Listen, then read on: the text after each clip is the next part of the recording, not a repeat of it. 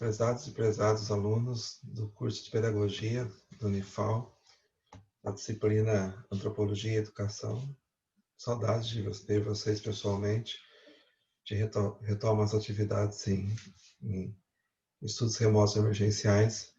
E hoje, espero que todas e todos estejam bem, assim como suas famílias. Se cuidem, viu? Esse período tão perigoso, tão trágico, né, da pandemia. Espero que vocês estejam bem. Nós vamos trabalhar hoje com o texto 6, de autoria de Cláudia Fonseca. Eu vou aqui passar um pouquinho. Aqui o texto. Quando cada caso não é um caso, pesquisa etnográfica e educação, de autoria de Cláudia Fonseca, da Universidade Federal do Rio Grande do Sul. Esse trabalho foi apresentado na 21ª reunião anual da ANPED em Caxambu, em 1998. A ANPED é a Associação Nacional de Pesquisa, de Pós-Graduação e Pesquisa em Educação, é a principal instituição brasileira de pesquisa na área da educação. Eu pertenço à ANPED, já participei de vários eventos, tenho essa enorme alegria. E em 1998, a ANPED percebeu que vários trabalhos, várias pesquisas na área da educação estavam fazendo uso da etnografia, da antropologia. E eles resolveram chamar Cláudia Fonseca, uma antropóloga importante, conhecida, para fazer uma palestra, para apresentar um trabalho, um evento sobre o tema da pesquisa etnográfica e seus possíveis usos na educação. Né? E aí, essa palestra deu origem a esse artigo publicado na Revista Brasileira de Educação, que é uma das principais revistas também na área da educação no Brasil, que tem versão digital gratuita, é interessante vocês consultarem. Esse ano também vai ter a reunião regional da ANPED, da Regional Sudeste, que vou fazer logo para vocês a propaganda. Vai ser virtual, online, remoto, dá para vocês assistirem as palestras, as apresentações de trabalho de forma online. Vale a pena, tem coisa muito legal, muito bacana. E a Cláudia Fonseca, deixa eu aqui transmitir para vocês. O nome completo dela, na verdade, é Cláudia Lee Williams Fonseca. Ela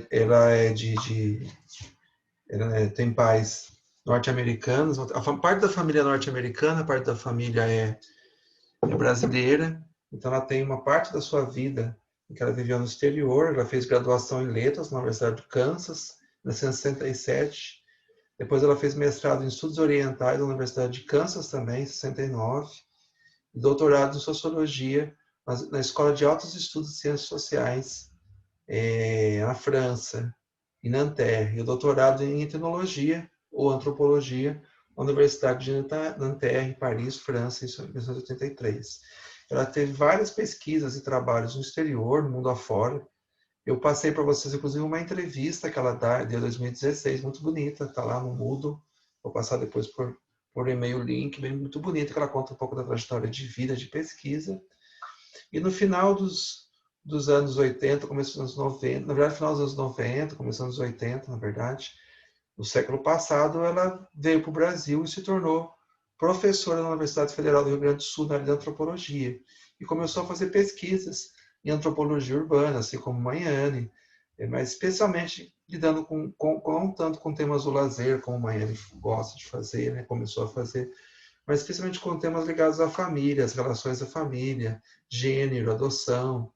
Depois ela foi ampliando seus estudos para antropologia do direito, antropologia das ciências, normalmente pesquisando com os grupos populares, com as classes trabalhadoras, com as classes populares, de início na periferia de Porto Alegre, onde ela mora, onde ela trabalha. Né? Aqui tem uma outra foto dela também, numa palestra que ela deu recentemente, está ativa, né? Pessoa, pelas palestras, processo muito interessante, muito engajado na causa dos direitos humanos também, né? Então é uma pessoa bem interessante. Bom a gente conhecer quem são as pessoas por trás dos textos, né? E bom que a gente vê um texto de uma antropóloga, de uma mulher, e de uma antropóloga que é em parte brasileira e em parte norte-americana. Eu vou seguir um pouquinho aqui o texto com vocês, vou falar na primeira parte da primeira parte do texto, na verdade, que talvez algumas pessoas tenham mais dificuldade, né, que tem a ver com as duas primeiras questões que eu passei para vocês, né. Ela faz uma introdução, explicando até a origem do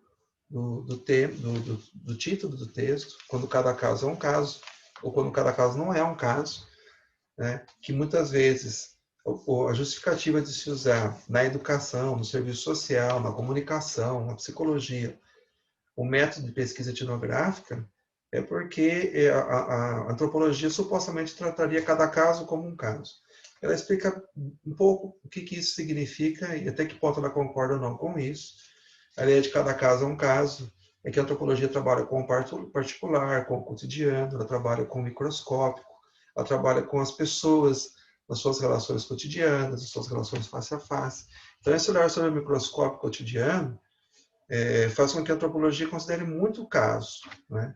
Só que o que é errado, segundo ela, nessa interpretação da antropologia, é que a antropologia ela analisa o caso particular, o caso microscópico, para entender o todo também, para entender relações sociais mais amplas. Ela quer entender o que aquelas pessoas, aquele caso, aquela festa dos surdos, aquela relação social naquele bairro, como ele explica uma totalidade maior das relações sociais, né? O que é ser mulher trabalhadora no Brasil, o que é ser jovem da classe popular no Brasil, na periferia do Rio Grande do Sul, o que é ser surdo na Grande São Paulo. Então, não é apenas aquela vida particular desenraizada, desencarnada que interessa a antropologia, ela não interessa. Ela quer entender como que as vidas particulares, pessoais, cotidianas, elas são influenciadas, em parte condicionadas, em parte determinadas por relações sociais mais amplas, né? Então é isso, né? E ela também, ela começa, bom, vamos lá.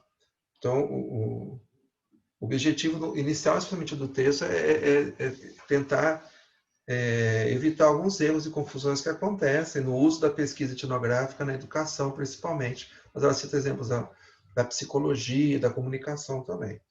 E usa, na segunda parte do texto, ela usa o exemplo da sua própria pesquisa para refletir sobre os elementos da etnografia. Na primeira parte do texto, depois da introdução, além da dimensão individual, é subdividido em 2 itens, né? Ela vai dar exemplos de pesquisas, na verdade, de bancas de dissertações e teses que ela participou. Depois, na segunda parte desse subitem, ela vai falar da diferença da etnografia ou da observação participante para a entrevista. Ela mostra, então, nessa parte do texto, que muitos profissionais, muitos campos profissionais de pesquisa ou de atuação mesmo profissional como a educação, serviço social, psicologia, comunicação, eles começam a buscar na antropologia, especialmente no seu método de pesquisa, que é a etnografia, algumas soluções para diversos dilemas. Por exemplo, o uso excessivo de métodos de dados quantitativos, que são frios, muitas vezes distantes, pouco significativos em determinadas situações, e também teorias muito generalizantes, abstratas, grandiosas demais, que não explicam o sentido da vida individual cotidiana.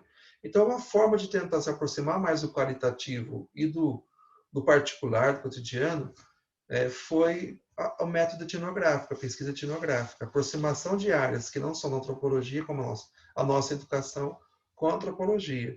E aí a gente lembra do texto do Mañani, sobre a festa dos surdos, que ele diz algo semelhante também, quando algumas pessoas do campo do marketing, da administração de empresas, sugeriram que eles fossem fazer etnografia com grupos populares, né, que eram novos consumidores, que às vezes é um uso da antropologia equivocado, instrumental, assim como aconteceu na pesquisa com os movimentos sociais, que às vezes se estudava a classe trabalhadora buscando ler a classe trabalhadora como um cidadão ativo politicamente. E enquanto que os estudos do marketing, da administração de empresas, viam o trabalhador, a classe trabalhadora, como consumidor. E como é que ele se via? Ele, trabalhador, ela, trabalhadora, se via, se pensa. Ele e ela da classe popular. Na verdade, o que a antropologia queria ver é isso. Como eles se enxergam, concebem, como vivem. O erro aqui que a Cláudia Fonseca aponta nesse uso da etnografia é um uso aligerado, incorreto, equivocado, às vezes, da antropologia, que eles desencarnam, desenraizam o sujeito que é observado, e aquele que observa da realidade social. Né? É um outro equívoco que ela vai mostrar aqui. E ela cita, especificamente, algumas teses de doutorado e bancas de mestrado que ela foi convidada a participar, de áreas de psicologia da comunicação, que ela viu alguns erros. Né? O primeiro erro foi considerar que a etnografia é uma metodologia que realça o individual em detrimento do social. Na verdade, segundo ela, o que a etnografia faz de verdade é partir do individual, do cotidiano, do particular, e buscar o social, o geral, um entendimento mais amplo, mas sem aquelas generalizações abstratas e às vezes muito sem sentido. Né? É um geral, é um social, é um coletivo que ajuda a explicar o particular e vice-versa. É um social, é um coletivo que ajuda a entender as relações cotidianas, os sentimentos que as pessoas têm no seu dia a dia, e entender que muito do que é individual pessoal também é social. E aí ela cita exemplos de bancas de mestrado e doutorado que ela participou, nessas áreas, em que por exemplo, o autor, o mestrando, o doutorando, disse que aquela pesquisa usava etnografia porque tinha poucos sujeitos observados. Tudo bem, a antropologia pode partir, inclusive, de uma única pessoa. Mas havia nesses trabalhos um erro de não considerar, não dizer qual é a idade desses sujeitos, se eram homens ou mulheres, qual era a classe social, a profissão, qual foi a formação, a origem, se eles nasceram naquela cidade, se eles eram do campo. Ou seja, eram sujeitos desencarnados. E o que a antropologia menos faz, ou tenta menos fazer, é isso. Não é? Ela leva em conta o contexto social em que as pessoas, em que todos nós estamos enredados. Né? Então, o correto é olhar em campo, entrar em campo e olhar muitos dados para depois tentar entender como esses sujeitos, esse local, esse pequeno número de pessoas, até que ponto eles representam o maior, o mais amplo, geral. Qual que é a relação do individual com o coletivo? Até que ponto essas particularidades, esse caso que a gente estuda profundamente no campo, ele pode ser generalizado ou não, até que ponto pode ser generalizado. Ela dá exemplo de pesquisas que foram feitas, aqui como a da Elizabeth Bolt, sobre as famílias londrinas dos bairros populares dos anos 50 do século passado. Dá exemplo do Sidney Mintz, que pesquisou um cortador de cana em Porto Rico, Tasso, também no século passado, um estudo clássico, bonito, ela cita aqui o Sidney Mintz. E ela cita um estudo do Gilberto Velho, com 5 adultos, sobre a vida amorosa, e segue a vida amorosa de 5 pessoas da classe média do Rio de Janeiro, carioca. E o que é interessante nesses trabalhos, que apesar de eles falarem da vida cotidiana, de casos particulares, eles tentam entender até que ponto aqueles dados são explicados pela vida social mais ampla e ajudam a entender essa vida social mais ampla. Por exemplo, as famílias que a Elizabeth Bolt estudou, até que ponto elas revelam os vários arranjos familiares das famílias operárias londrinas do século passado. O que o Tasso, o cortador de cana, diz sobre a vida de um trabalhador rural em Porto Rico? Ele se assemelhava aos outros trabalhadores em várias coisas, mas tinha suas particularidades, e o Sidney Mintz tem muito cuidado em mostrar isso. E o Gilberto Velho vai mostrar naquelas 5 vidas que ele pesquisou, até que ponto os resultados podem ser generalizados ou não para a classe média carioca no final do século XX, das suas relações amorosas, dos seus dilemas, dos seus problemas, das suas dificuldades. Ou seja, são vidas individuais que estão enraizadas em grupos, em coletividades, em valores culturais mais amplos. Um segundo justificativo para se usar a etnografia em outros estudos que não a própria antropologia é que a etnografia permitiria a reflexividade, ou seja, ela leva em conta a subjetividade do próprio pesquisador. Então, a pessoa que pesquisa, ele vai a campo, ele tem a sua subjetividade, e na etnografia isso é importante, ela é levada em conta. No entanto, a gente tem que perceber que a nossa subjetividade como pesquisador, como pesquisadora, ela é formada por sentimentos, por um estado de espírito que também estão enraizados socialmente, culturalmente. Nós temos valores sociais e culturais que estão por trás dos nossos próprios sentimentos. As reações que a gente vai ter no campo, diante das situações diferentes, que vão nos causar sentimentos, frustrações, medos, incômodos. E esse sentimento, essa subjetividade afetada nossa pesquisadora tem a ver com os nossos valores sociais, aqueles valores que nós aprendemos. Se a gente não levar em conta isso, nós vamos ter aí um pesquisador ou um intelectual desencarnado. Assim como o sujeito é desencarnado, o intelectual é desencarnado. A etnografia, então, segundo ela permite, aqui na página 62, ela permite, aqui, ó, ela permite o enquadramento social da ação do indivíduo e até mesmo o entendimento da própria subjetividade do pesquisador. Ele vai se conhecer melhor a si próprio. E ela dá um exemplo, aí, inclusive no texto dela, quando ela se espanta ao conhecer a circulação de crianças, né? Que ela vê o quanto aquelas famílias se baseavam em valores sociais, em valores familiares tão diferentes do dela, né? Então é necessário o enquadramento social da ação e do indivíduo. Ele vai dizer o seguinte: quando estudantes de educação ou comunicação, medicina, etc., soltam as amarras de suas tradições disciplinares e se atiram na direção da antropologia sem preparação adequada, podem, em vez de realizar uma costura interdisciplinar, cair no vazio, um território nem cá nem lá, onde que mais floresce o senso comum da cultura do pesquisador.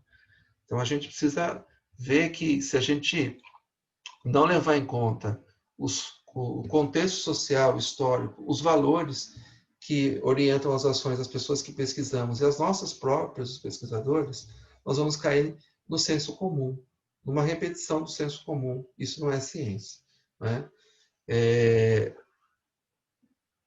Então, essa primeira parte tem bastante esse tom. Daqui a pouco eu volto a falar da segunda parte do texto.